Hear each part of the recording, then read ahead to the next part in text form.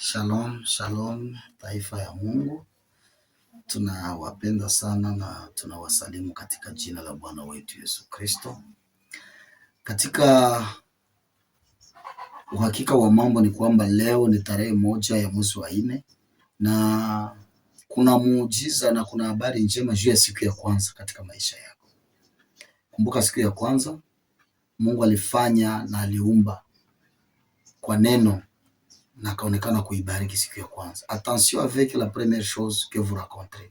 Mtu wa kwanza mwenye utaonana naye katika maisha yako asubuhi, mtu wa kwanza mwenye utaonana naye katika ujana, mtu wa kwanza mwenye utaonana naye ukitoka kazini, mtu wa kwanza mwenye utaonana naye ukitoka gari, mtu wa kwanza mwenye utaonana naye ukitoka kwa shule, mtu wa kwanza mwenye utakutana. Attention, zile ni marakontre zenye ziko prophetique. Bwana asifiwe sana. Na leo mimi nakutangazia kubarikiwa katika hii siku ya kwanza ya Avril katika jina la Yesu Kristo.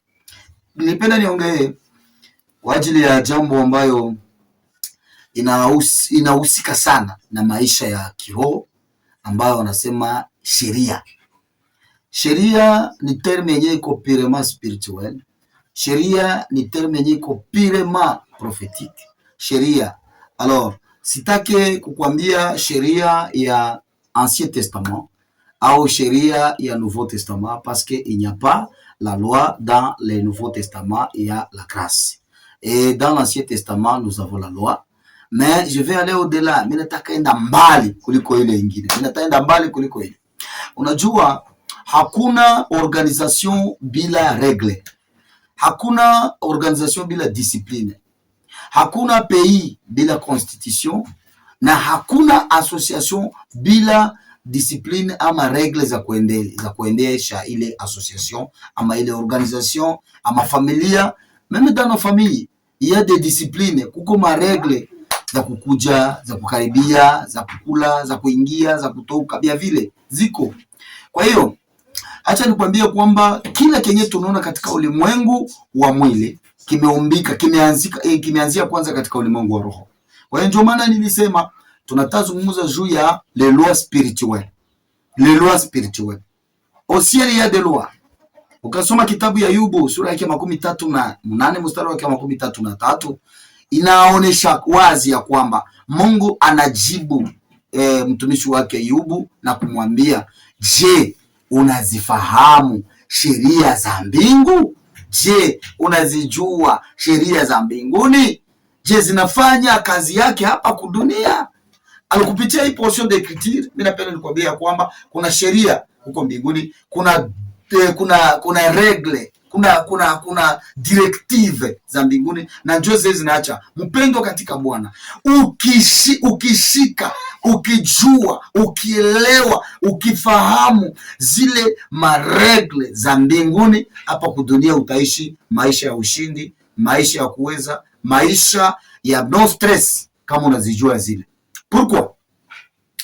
D'abord, il Mungu ampatie Moïse 10 commandements.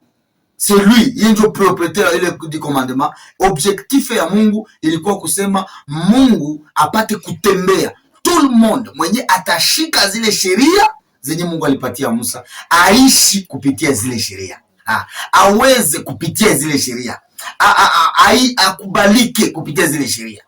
C'est-à-dire quelque part Mungu alikuwa na hitaji wana wa Israeli waelewe hii sheria na waitumikie, wataendelea. Mbinguni kuko sheria sasa zenye Mungu alimpatia, juste alimfaire goûter, alimuonesha, akamuonesha Moses, uende na hizi na zile zitaonekana kuwasaidia wana wa Israeli, taifa yangu ambayo nimeteua. Ndio sasa nilipenda nikuambia kwamba kule mbinguni kuko sheria, il y a de loi selon Job chapitre 38 le verset 33. Kuko sheria zenye ziko. Na parmi sheria yenye iko, sheria ma regle zenye ziko mbinguni, discipline zenye ziko mbinguni, zenye zinatusaidia sio kutembea katika maisha ya ushindi. Acha nikuambie sheria 3 peke yake ambazo zitakusaidia wewe mwenyewe uko unanifuata katika hii magharibi na katika muda kama na huu. Sheria ya kwanza ni sheria ya neema ama la loi de la grâce. La loi de la grâce c'est purement ya Mungu. Il n'y a que le domaine privé de Dieu yenye na exécuter hii loi de la grâce. La grâce ni faveur imméritée. Ni kenye haukutumikia unakipata, ni kenye haukufanyia kazi unakipata. Wewe mwenyewe uko incompétent, mais si la grâce vient sur toi, tu deviens compétent. Wewe mwenyewe hauna akili, sheria ya neema inakugusa, unapata akili. Les exemples sont très nombreux. Biblia inasema Noa akapata grâce mbele ya macho ya Mungu, akahesabiwa kuwa na haki. Noa akapata grâce, ni faveur yenye alipata. Ukoona mtu sa Daniel la grâce seulement, alipata neema. Babeli alipata kibali mbele ya macho ya mfalme. Daniel balikuwa mingi, lakini yeye akapata kibali mbele ya mfalme. Nikakutana mama binti Esther. Esther alipata neema mbele ya huyu Mungu na akakubaliwa. La grâce ni faveur imméritée. Ni yenye kitu ambacho unapata bila kutumika, bila kufanya kazi. Exemple mzuri dans le Nouveau Testament tunaona la Vierge Marie. Marie akapata grâce. Biblia inasema nini? Akasema je vous salue Marie. Wewe mwenyewe umepata neema mbele ya Mungu. Unasikia? Amepata neema mbele ya Mungu. Neema ambayo ilikuwa kwa Maria ilimpatia mtoto mwenye iko superieur ya mtoto ambaye Zakari na Elizabeth balitarajia muda mrefu, ambayo waliomba.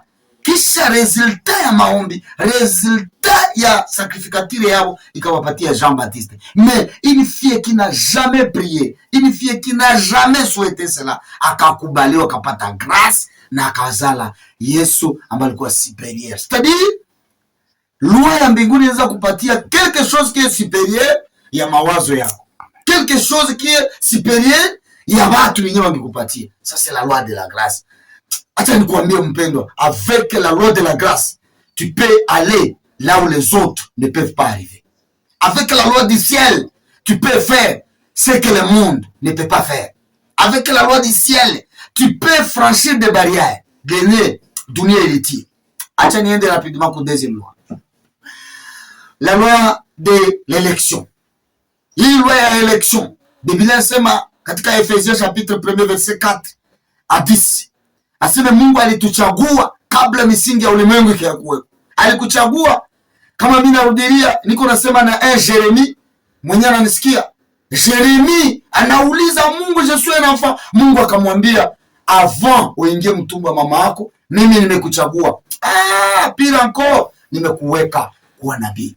Sikia nikwambie mpendwa, nous avons été élus avant la fondation du monde.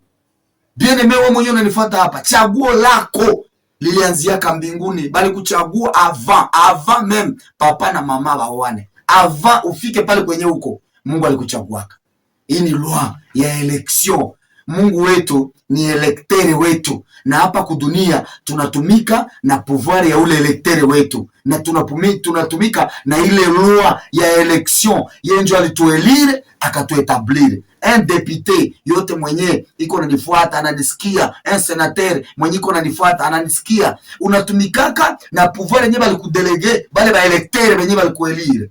Sasa na sie elekteri wetu ni Mungu, ndio mwenye alituelire na akatuetablir. C'est-à-dire kote kwenye uko sahi, uko natumika na pouvoir ya elekteri wako. Elekteri wako ni nani? C'est Jésus-Christ. C'est Dieu, le créateur, l'Elohim, l'Adonai. Troisième loi yenye mimi nakwambia hapa